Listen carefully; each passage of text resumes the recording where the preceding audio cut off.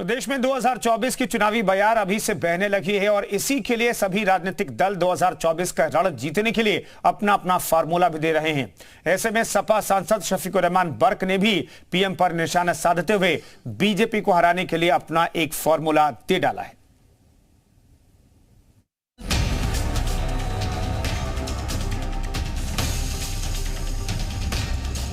अपने बयानों के जरिए अक्सर विवादों में रहने वाले सपा सांसद शफीकुर रहमान बर्क एक बार फिर पीएम मोदी पर बयान देकर विवादों में आ गए।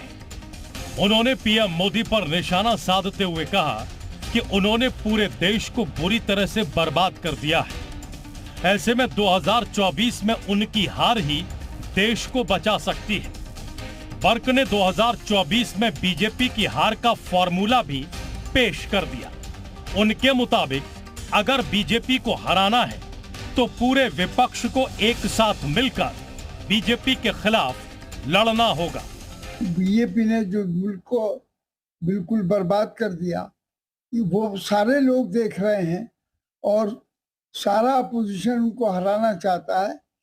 तो चाहे वो समाजवादी हो या बीएसपी हो या कोई पार्टी भी हो, समझ गए ना, तो उसमें सबकी शमूलियत होगी तो और अच्छा होगा। यहाँ आपको बता दें कि इससे पहले सुभासपा मुखिया ओपी राजभर भी कह चुके हैं कि अगर यूपी में बीजेपी को हराना है तो सपा, बसपा और आरएलडी को एक साथ मिलकर बीजेपी के खिलाफ लड़ना होगा। लेकिन तब शिवपाल यादव ने राजभर के इस बयान को सिरे से खारिज करते हुए बीएसपी को बी टीम बता दिया था। लेकिन बर्क के बयान के बाद एक बार फिर से राजभर के बयान पर मोहर लग गई। देखिए, मैं जब से विपक्षी एकता की बात शुरू हुई है तब से मैं इस बात को कह रहा हूं, और पटना में जो बैठक हुई उसके बाद भी मैंने कहा कि यूपी की सियासत में जब तक मायावती जी को साथ नहीं लेंगे, जयंत जी को नहीं लेंगे और राजभर को, तब तक उत्तर प्रदेश की राजनीति में लड़ाई नहीं बनेगी। देश में हर प्रदेश में हो सकती है। मायावती जी एक ऐसा बड़ा चेहरा है, उनके पास आज के तारीख में यूपी में अकेले 12.5% वोट है, जो मुहर लगी है 22.5 के चुनाव की।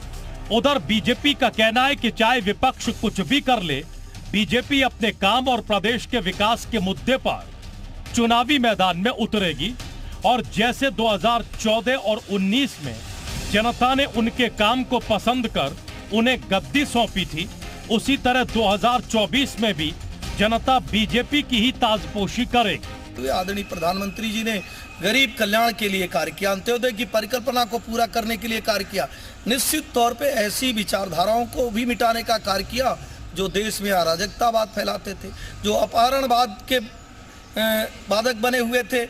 ऐसे लोग जो देश में समानता चाहते ही नहीं थे, जो तुष्टीकरण की राजनीति करते थे, ऐसे लोगों को मिटाकर देश में समानता की बुलंदियों को बढ़ाने वाले आदरणीय प्रधानमंत्री जी के नेतृत्व में देश का समुचित और खुशहाल पूर्ण विकास हो रहा है।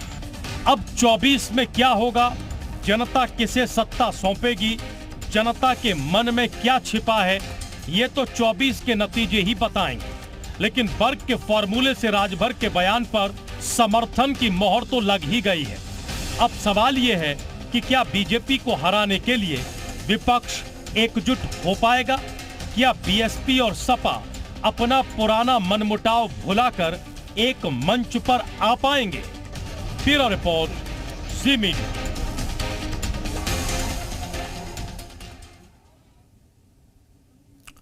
तो राष्ट्रीय स्तर पर गठबंधन की बात हो रही है, लेकिन उत्तर प्रदेश स्पेसिफिक गठबंधन की बात करें तो यहां पर अगर मायावती को साथ नहीं लेकर के चलते हैं अखिलेश यादव तो मुश्किल आएगी। ये बर्क भी कह रहे हैं और राजभर भी कह रहे हैं। लेकिन क्या अड़चने हैं विपक्ष के सामने, ये आपको बताते हैं। दरअसल अलग अलग कई गुट बन चुके हैं। तेलंगाना के सीएम केसी राव का अलग मानना है, ओडिशा के सीएम नवीन पटनायक का भी अलग रुख उनका है, दिल्ली के सीएम अरविंद केजरीवाल भी पक्ष में नहीं दिखाई देते हैं विपक्षी एकजुटता के बीच। मायावती भी विपक्षी एकजुटता में शामिल फिलहाल नहीं है।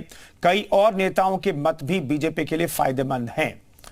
इसके अलावा गणित क्या है यह भी समझ लीजिए। 2019 में बीजेपी का वोट शेयर अगर हम देखें तो 37.6% था।